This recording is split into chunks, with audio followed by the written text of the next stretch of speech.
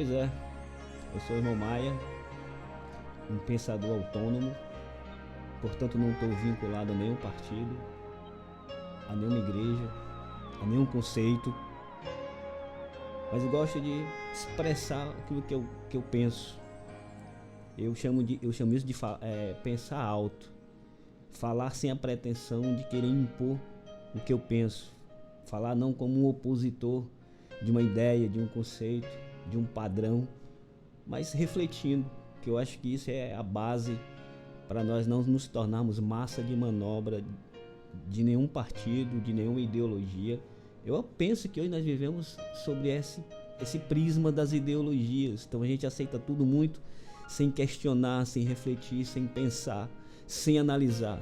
O apóstolo Paulo ele nos orienta, lá em Romanos no capítulo 12, que a gente não deve se conformar com esse século, mas nos transformar pela renovação do nosso entendimento. Então, para que haja renovação, né, para que a gente tenha um bom conhecimento, é necessário que a gente reveja os nossos conceitos, aquilo que a gente passou a vida toda sendo ensinado. Eu quando nasci, eu já nasci em pecado, eu já nasci com o mundo pronto, já com ideias prontas, então tudo que eu aprendi, eu não aprendi de mim mesmo, me deram de bandeja. Então o mínimo que eu posso fazer é rever esses conceitos, se o que me ensinaram de fato faz algum sentido, não é? Ou se é apenas uma ideia que foi passada de geração para geração. Então a minha ideia é exatamente essa, não é refutar nenhum pensamento, mas é não ser presa de nenhum, não é ser guiado por um sistema, por uma ideologia, por um partido, mas ser livre, porque essa é a proposta do Evangelho, que a gente seja livre, não é, de todas as influências ou más influências que possam estar gerando os nossos comportamentos, que possa estar induzindo muitas vezes a maneira como eu vou falar, como eu vou me vestir, o que eu devo comer, porque eu devo me sentar de tal maneira. Então parece que a vida ficou meio maquinada, não é? Ficou um pouco assim meio sem sentido. Eu não gosto dessa coisa de muita sincronização, essas coisas muito padronizadas, todo mundo igualzinho, todo mundo fala igual, todo mundo corta o cabelo da mesma forma igual, todo mundo tem o mesmo pensamento. Então parece que as pessoas estão dentro de um estereótipo, ou seja, ou você se encaixa ou você fica fora, ou você aceita os estereótipos ou você é tido como revolucionário, como opositor. Se você não se encaixa dentro do molde que já está pré-preparado, ou seja, se você não se encaixa nesse molde, você é tido como revolucionário, você não é aceito. Então, para que a pessoa seja aceita, é preciso que ela aceite os padrões, as exigências que são estabelecidas. Ou seja, você perde a tua liberdade, você perde a sua identidade. Não é? Você veste uma camisa que não é a sua, é a camisa que estão dando para você vestir. Os pensamentos estão dando para você, você não está pensando, você acredita que está. Mas a ideia desse sistema mundano, desse sistema secular, é exatamente a destruição da nossa consciência. É fazer a gente acreditar no imaginário como se fosse real, na ilusão como se fosse algo verdadeiro. Né? Por exemplo, imagina, já viu a expressão a oração tem poder? Veja que coisa interessante, porque a oração ela só existe porque tem alguém que ora. Portanto, quem tem poder não é a oração, é quem está orando. E se quem tem oração, se quem ora tem poder sobre quem? Ele tem poder sobre aquele a quem ele está orando, no caso é Deus. Então, trocando em miúdos, aquele que ora tem poder sobre Deus. Nós estamos invertendo a ordem, as polaridades. Isso é só uma ideia, isso é só um princípio. E se nós levarmos isso para as questões mais objetivas, mais sérias, né? Não que isso não seja sério, mas para as questões do cotidiano, para nossas relações, por exemplo, para a nossa maneira, a maneira como nós estamos expressando a nossa fé, as nossas relações, a maneira como estamos construindo a nossa vida, se as bases são de fato bases sólidas e não construídas em areia, pô, a gente precisa então rever muitas coisas, rever muitos conceitos, né? E não se tornar vítima, refém de um sistema que induz até a minha forma de pensar. Então, para mim, isso é muito perigoso. Isso, para mim, é escravidão. Eu preciso ter a liberdade de refutar, de discordar, e não simplesmente de aplaudir porque quem está falando é um cara famoso. Pô, mas aí é um problema, né? Porque nós somos influenciados por essa galera aí que são chamados de formadores de opinião. Então, por ele ser famoso, por ele ter muitos seguidores, por ele ter já um nome já na sociedade, qualquer coisa que esse cara fale é tido como verdade, e muitas vezes ele não é refutado. Então a ideia é exatamente essa, né? Antes de refutar, vamos pensar, vamos refletir se faz algum sentido, não é? A gente vive um tempo assim de muita confusão.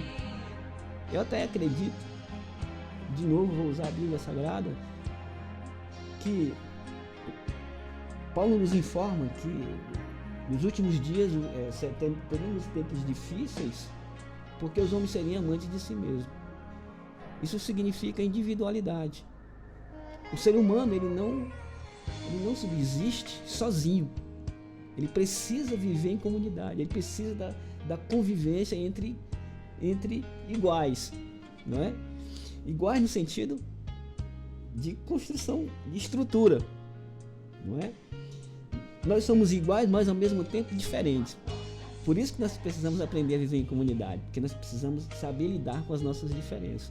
Então, quando você observa Israel saindo do Egito, sendo colocado no deserto em direção a Canaã, você observa que é um destino já pré-determinado. O destino já está lá, o fim já está lá. Então, a vida vai acontecer aqui, ó, no caminho, no trajeto, nas relações, na maneira como os iguais vão se comportar. Ou seja, na maneira como os diferentes vão se comportar. Você entende? Então a vida vai sendo construída a partir desse trajeto. É aqui no caminho que a gente vai se conhecendo ou se desconhecendo. A gente vai conhecendo o temperamento do outro, a gente vai conhecendo fragilidade, a gente vai conhecendo questões. A gente percebe que um tem mais um dom diferente do nosso. Então as nossas construções de vida, elas têm que acontecer em comunidade. E o que eu tenho percebido é que isso não está acontecendo. A proposta hoje é de uma vitória sozinho.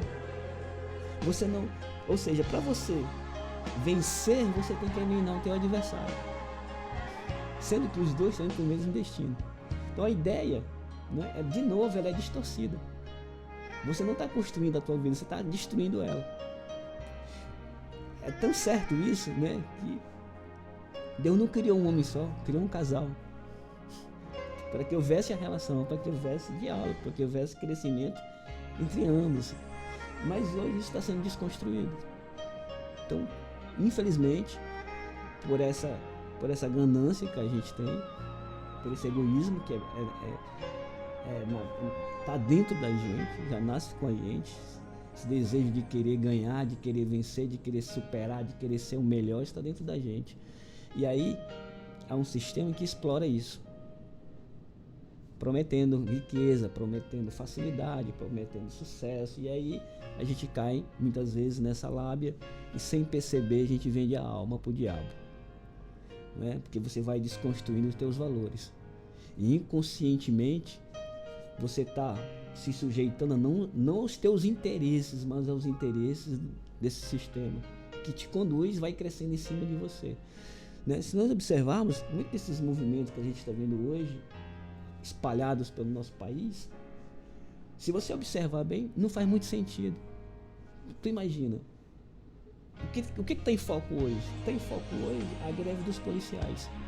Só o que a imprensa mostra, o que o sistema foca? Ele foca na farda. Então o policial não pode fazer greve. É inconstitucional, tá certo. Só que dentro da farda tem um ser humano, tem um homem, tem um pai de família, tem alguém que se não pagar as contas, ele vai ser prejudicado. Se ele não pagar a luz, ele vai ter a luz cortada. Se ele não pagar o IPVA, o carro vai ser tomado. Então o que está fazendo? Eles focam na farda e não no ser humano. Eles desconstroem a pessoa. E faz com que a sociedade, inconscientemente, não é, desaprove o ato da pessoa e não do profissional. Você entendeu? Então observe. Esse é o ponto. É uma desconstrução da nossa consciência, fazendo a gente pensar igual a eles. Então é isso. né? Eu não vou me estender muito, porque a gente começa a falar e começa a vir coisa na cabeça da gente. E às vezes eu não quero falar com um tom de revolta, eu quero falar com um tom de reflexão. Então valeu. Quem sabe a gente volta aí para mais um Pensando Alto.